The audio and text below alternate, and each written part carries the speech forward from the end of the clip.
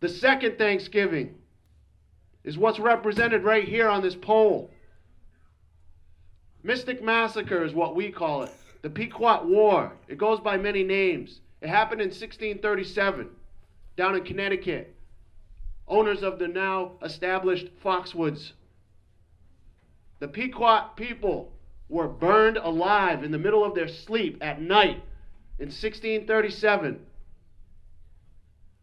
Mass Bay Colony, Plymouth Colony, Providence Plantation, Mystic Seaport, all English colonies banded together to burn women and children while they slept in a village at night. They barricaded the exit. They did not allow anyone to leave. They wanted them to burn. They were proud that they burned. This country was proud to write.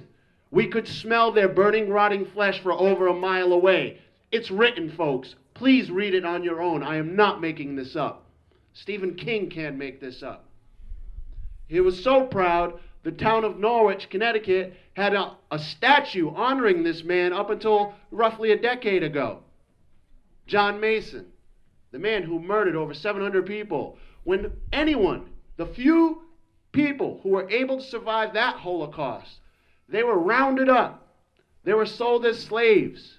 Before they were sold, they were marched all the way from Connecticut to Mass Bay Colony, present-day Boston. They were placed on trial. They were declared to be sold as slaves.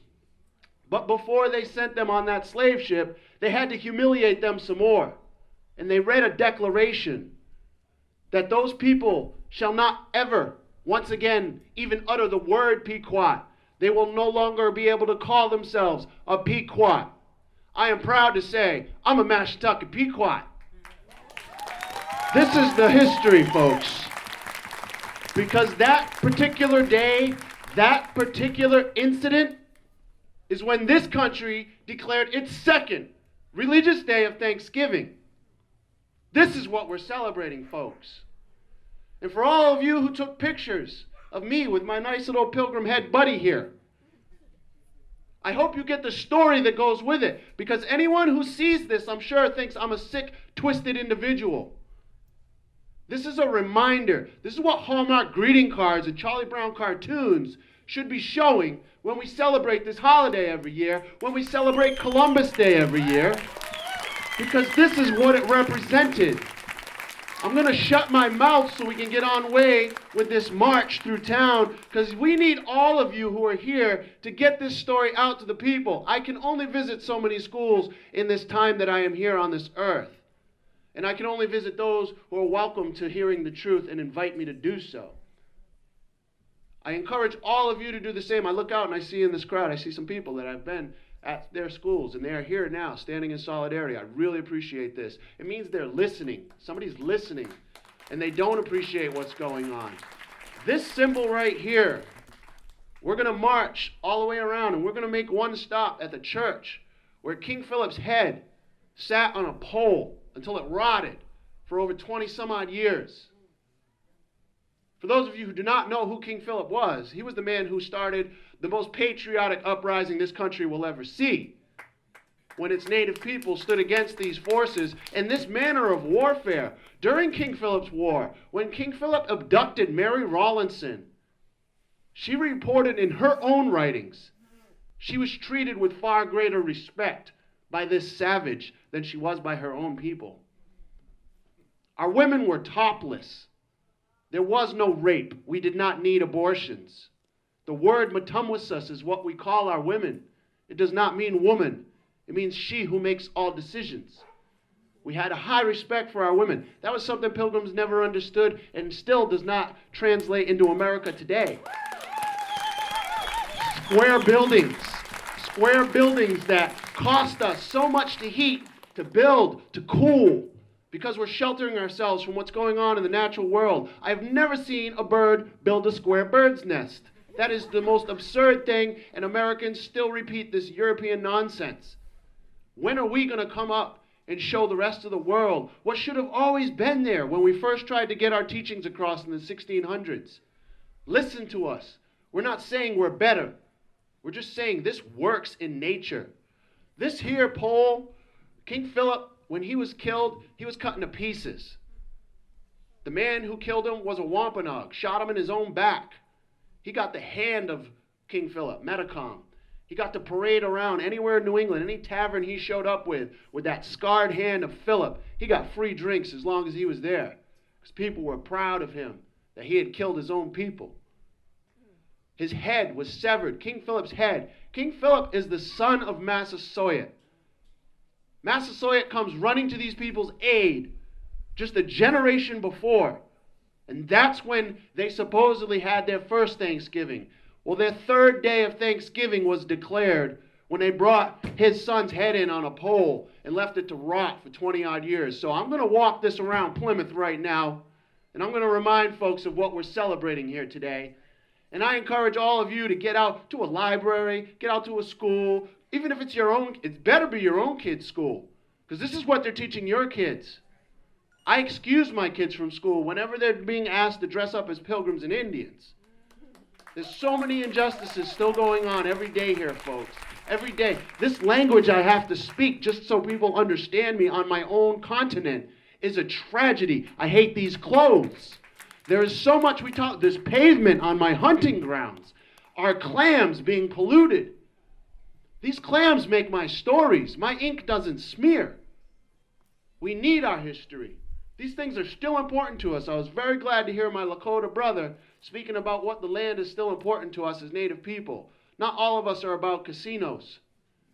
Many of us still believe the origins for why we were put here in the first place, to protect this land and to maintain the balance amongst all creations. Plant, animal, winged, fish, finned, does not matter. We are all beings here on our Mother Earth.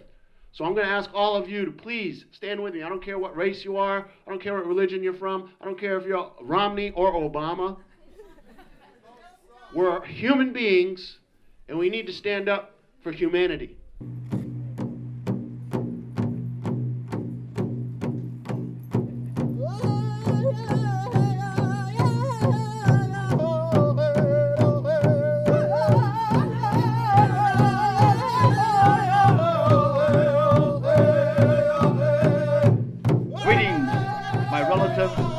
Friends and supporters. It is with great honor that I get a chance to speak with you, even though it's a written message and someone has to read it to you. I'm saddened that we have to call this a day of mourning, but we must take every opportunity to remind this nation when it comes to keeping their word about treaties, about human rights, about the environment, about excessive pollution, that it has failed miserably on all of those concerns. Also, I want to remind the major religions that speak about peace, love, brotherhood, and are celebrating this thing called Thanksgiving, that we, the native people of this land, realistically, overall, have nothing to truly be thankful about regarding the arrival of the pilgrims. And I would also like to remind the major various religions of this country that in all their teachings, it says you reap what you sow. And if that is a true statement, if that is the law given by the Creator, then you have to only look around at the news of the day to see what that statement is coming to pass. This country is not keeping its solemn word under God that it gave regarding our treaties. And they don't keep their own scriptures. And they say not to bear false witness or lie. And they've tried to keep us from honoring our fathers and destroying our culture. They violated their word where it says, "Thou shalt not kill."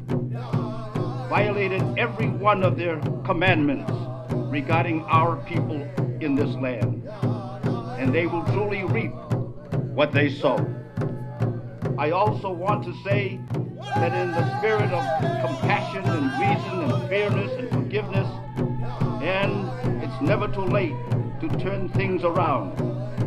Actually, I should say, that's not quite correct.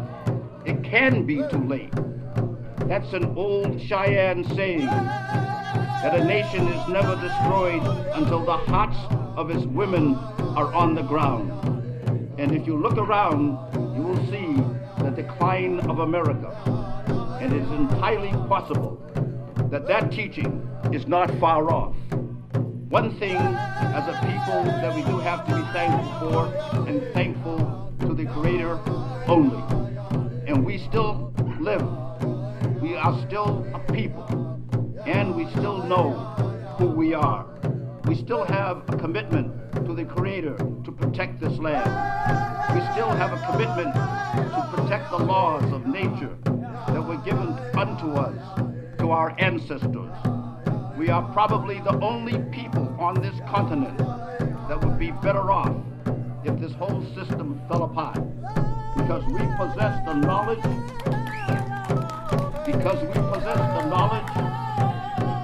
the teaching, and the culture to live in harmony with what the Creator has given to us. I want to encourage all young people to always remember that your health, the health of the earth, are the most important things that you possess. And that self-discipline is the most important thing that you can learn. And taking responsibility for ourselves and our future is the most empowering thing that we can do. Right now, you are listening to my words, the words of a man in prison for 30-something years. A man who has limited contact, and yet I am able to speak to you now. And the reason I am saying this is because with all the freedom that you do possess, you could do so much more. Educate yourself to our true history. Educate yourself to what is really going on today, and educate yourself as to what needs to be done to make a better tomorrow for yourselves and your children's children, our future generations. Again, I want to say I am an ordinary man caught up in extraordinary circumstances. There is nothing that I have done or said that you cannot do or say. And much better because you possess more freedom than I do. We need each other. If I am ever to be free, I need you. And the truth is, none of us are truly free right now, because any people who is afraid of their government is not free. We all need to be warriors of one. Each needs to know how to defend themselves on any level. And as I have said before, we need to recapture the freedoms we've lost and protect the ones we still have. In closing, I want to encourage each and every one of you to stand up in your own way, in whatever way you can, for what's right. Try to right what's wrong, and know that in my heart and whatever way I can, I will help you, that I will be with you also. We need each other. You need each other. And we need the help of all people to correct this great damage that is taking place throughout the earth. Our battle is not a race. Our battle is not with people of color. Our battle is with ignorance and greed that is ruling the governments of men today. Again, I want to thank you in the spirit of Crazy Horse, and all those beautiful people that have stood up for what's right in the past, and the ones standing up now. Stay strong and support one another. Your friend, always and in all ways, Leonard Peltier.